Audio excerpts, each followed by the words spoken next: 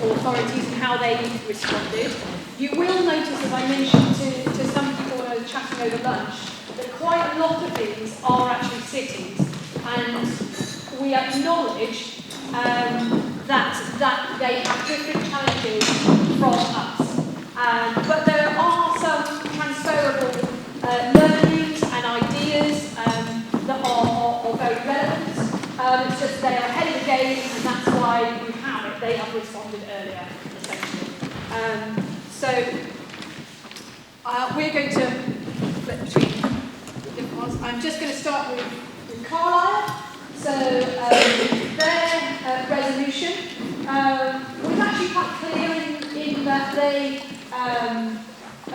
declared that they would be move their own activities to net zero carbon by 2030. So essentially, what they have done is made a distinction between what they're going to be accountable for, which is their own activities, but they haven't actually specified that responsibility for the wider target. So obviously, some of the declarations are quite different. But that doesn't mean they're not going to do work outside of that. And I think where we're at, although we haven't set a target in terms of Southampton and West Devon specifically, exactly what that means, but the Devon Carbon Declaration is obviously that wider remit, so we need to think about those. But some very simple things, this top one. So all strategic decisions, budgets and planning decisions in line with the shift to zero carbon by 2030. So actually, that's actually not that ambitious, really, because it's actually just about the decision-making process. But it is quite a simple thing to work in that this shift to zero carbon is going to be factored into every single decision we make as a council. So that's very much transferable. Again, an internal thing, 100% clean energy for all the council services and functions. That's achievable within the trajectory.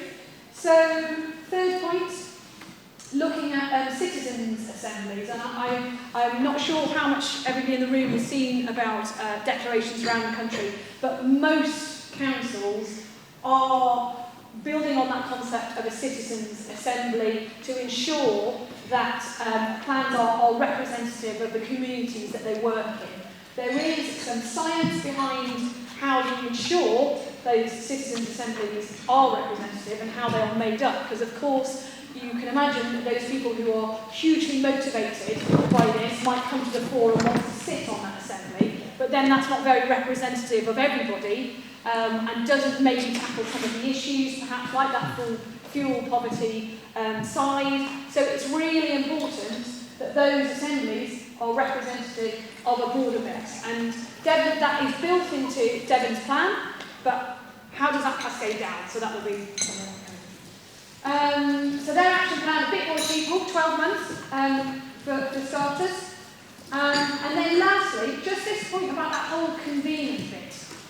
We can't do everything. Southampton West Devon Council has a finite amount of resources and you cannot do everything. But you can convene and enable. So one of the activities there is they've set up a Carlisle Partnership Climate Change Group. And part of that is also bringing in young people who don't often get given a voice in this area in terms of policy development planning, and also got scientists and local businesses to input into that citywide strategy. So a number of different ways of engaging with stakeholders. Yeah.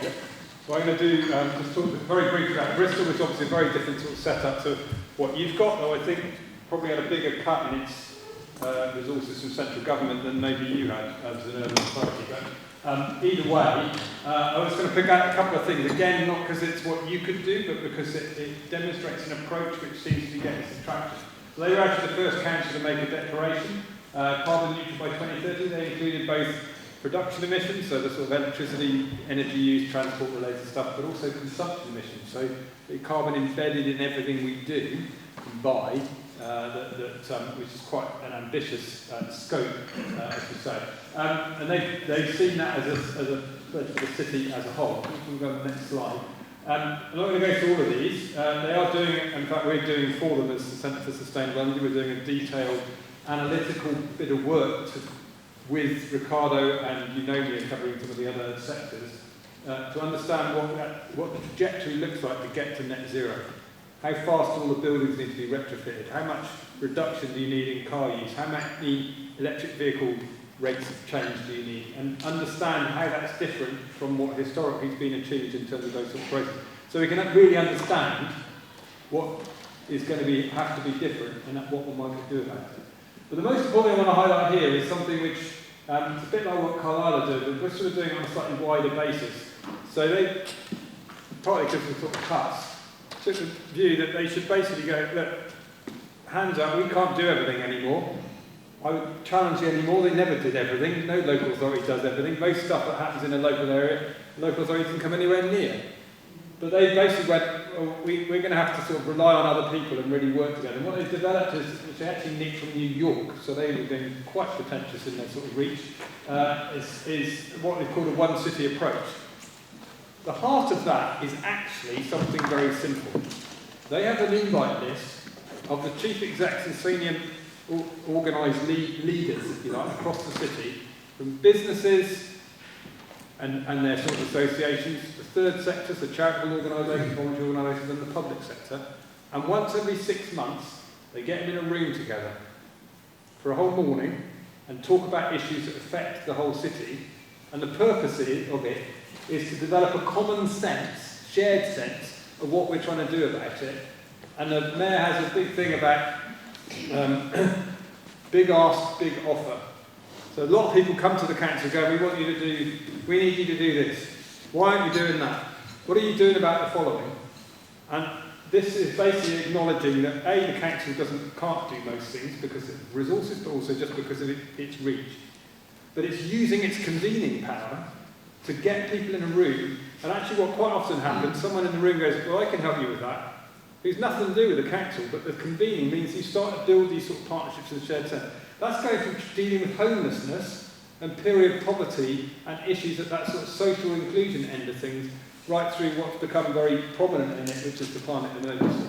But that cross-organised, cross-sector sort of leadership group, which the council sort of is the sort of linchpin in the middle, but it's really built up and also built up across the public sector bodies. Obviously, it's unitary, again, it's slightly different, but there's definitely something in that. And maybe you've got sort of partnerships that are a bit like that, but it's really got some power in terms of how to do it. And the first few meetings, everyone was sitting there going, what?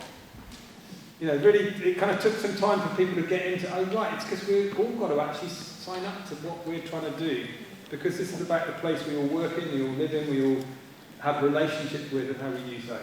So it's been very powerful. I'm going to skip over the rest of it, and you're going to go and Dundee, north of the border. Okay.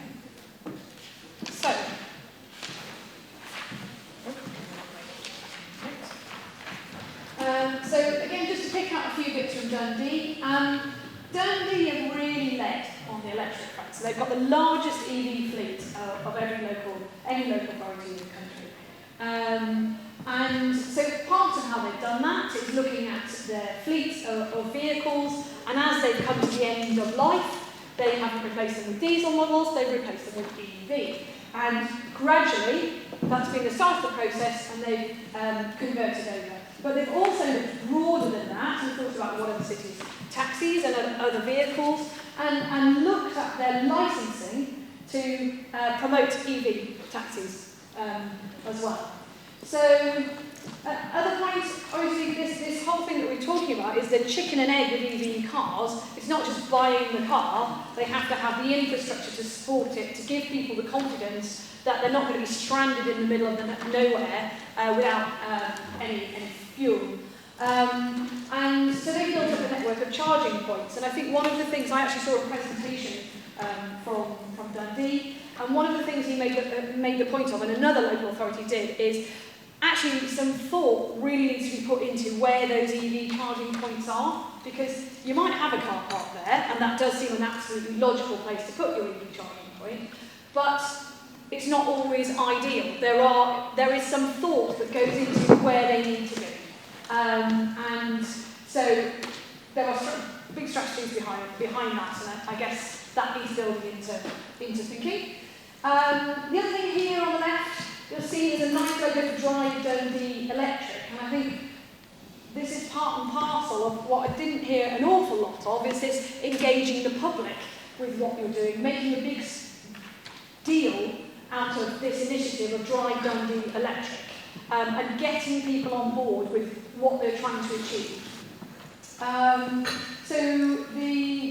think that's pretty much done.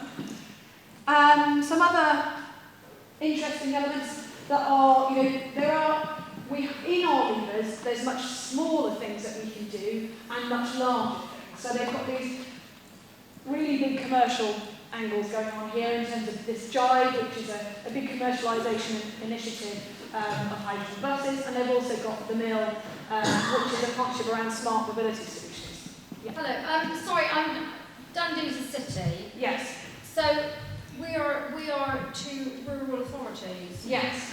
So although I think what they're doing is brilliant, I'd like to hear something about what one could do in a rural authority, not really. Well, we're going to come on to some in a minute. Because that for us is not relevant.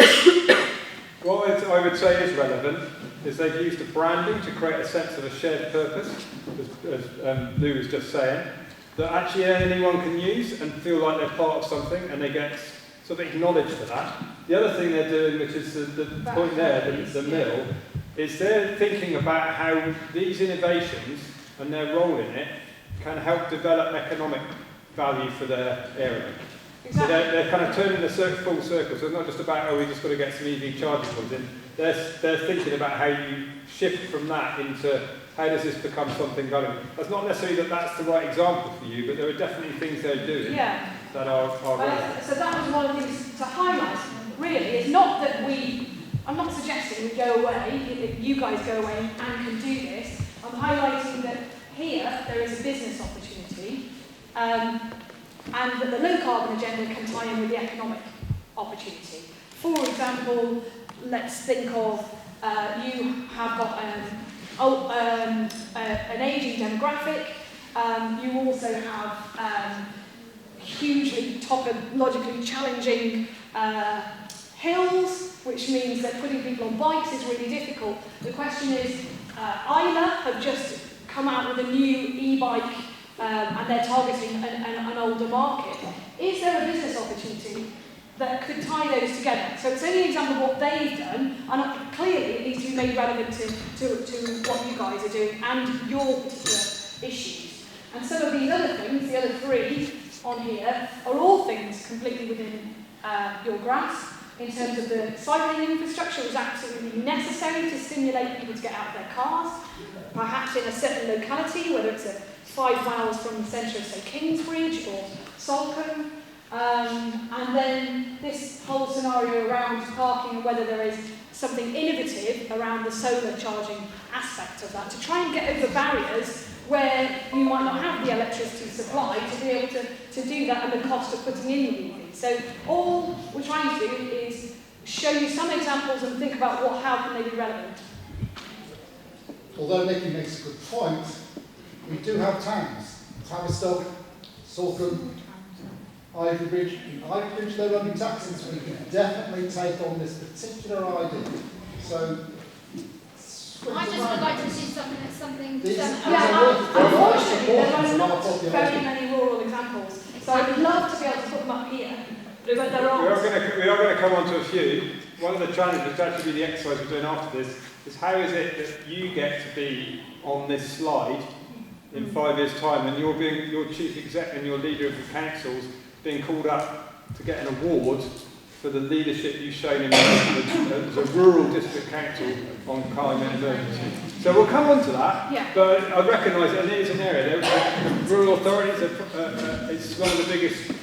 It is, I'm sounding very negative, but I'm not negative. Part of my background is renewable energy, so I'm not, but I'm finding this whole thing hard to relate to little old South Hams, and that's where I'm struggling at the moment. Okay. Can we move on to? Yeah. So, the only other one to mention is probably marine, isn't it? Yeah. There is a big marine opportunity in terms of the business opportunity that we'd need thinking about. So just a couple of quick examples to pull out from my perspective. So we've been working with Gloucestershire County Council and the LEP, but also with all the districts around first a sustainable energy strategy for Gloucestershire, but more recently they've been working on their climate change strategy in response to a climate emergency motion that they passed, and each of the districts have as well. In fact, Forest of Dean District Council was the second council in the country to declare a climate emergency. And one of the interesting things they've done is Gloucestershire, and it's happening this Saturday, is set up a youth climate panel. So basically got a lot of push from young people saying, where are we, how can we get involved? So they basically, well, we'll just put a Saturday morning aside every quarter, get you all in the council chamber and have a discussion around it. And one of my colleagues is going to be facilitating that. But it's some of those little things we can do. Bath and North East Somerset Council is an interesting one because, okay, they've got Bath, but actually there's an awful lot of rural hinterland around that. Hills. And a lot of hills, yeah. And actually there's a real issue about electric buses in Bath because they can't get up the hills, so they're trying to work out other things to do. But the interesting thing they've done, this is a sort of procedural thing, and they've added on to their requirement for sort of assessment of any policy coming up to cabinet level or to the full council. They've got a question, what does this mean for the climate emergency? And that sort of procedural thing, it means it relates to anything. So you're having to start to interpret everything you're doing through that lens. And it's quite a simple thing. They're doing a lot of other things beside in terms of getting their understanding together and starting to think about engagement and how it affects planning and all the other things. But that's a particular sort of example of that, which isn't about them being rural or urban or anything else. It's just about them thinking, how do we embed this issue into our thinking so that it starts to influence the way we're doing everything, not just we create this whole new area of activity around it. So that's I think, an example is very easy to put in. And obviously by asking that question, you have to work out how you'd answer it, which again starts to drive a different sort of conversation, different sort of data capabilities. Thanks. These are some other initiatives that, this one's from Lancashire. This one, not quite sure where, but they're all applicable to local areas. So this EVACS for the elderly kind of scheme is working with local providers to work out how we can pilot these schemes to get people engaged with e-bikes, because there's a little bit of concern and fear around it. And the pedal to the pool, again working with your leisure centres which are within control to incentivise people to come to the pools, buy a bike, and with that they get free swimming. So there are little levers that can be used. This one up here sounds really boring, logistics emissions reduction scheme, but actually it's a network across the country, and it goes right down to the nitty-gritty of training drivers, whether that's how to drive properly, to reduce their carbon emissions, and has had a significant drop in the carbon emissions for local councils. I think it was the figure was about 20%, even due to things like braking and turning your engine off at certain points. As simple as that. This one, the Northern Flower House, again, it's an engagement piece. So you can obviously see what the parallel is, and this, which Lancaster has really taken aboard, and the surrounds of Lancaster, around how to get people to engage with and embrace biodiversity in their localities and public areas. So not just gardens, but also the public areas, and working with the community themselves and the community groups to get them on board and take those things further as well. Because, you know, I've said it enough, there's only so much the council can do there. One thing, what we haven't put on there is all the things already going on in your areas, which may not even be on your radar. I mean, there's some people here who are involved in community energy groups. There's a lot of community energy activity. There'll be people who are running cycling clubs, and maybe people who provide training around cycling for people who are less confident in it and stuff like that. Really getting a sense of what's already on the ground, because those are your partners. And one of the things that's happened in all the places where they've been building partnerships, start with the willing. Build a coalition of the willing first. Don't think, what we're going to do is get those people who really can give a toss about this stuff to come to the table. Start with the people who are already at the table, because you might not be there yet. It may be that there's other people already getting on with stuff, and really thinking about who those people are and how that you can get them into your sort of embracing purpose is a really powerful way of doing it. But a lot of people kind of, how do we reach everyone? How do we make sure that everyone has heard about this? And actually, often other people have got better routes into those sort of harder to reach areas, but also have got ideas and activities that you already carry on that you can leverage for your own purpose. And a lot of what the local authorities are going to be successful in this is about how they enabled and supported and embraced and encouraged others to do stuff, or gave them the space to do stuff, and the sort of mission, quote unquote. Because a lot of people are getting on with this stuff, and you want to get that counted in your work so that you get some credit for it.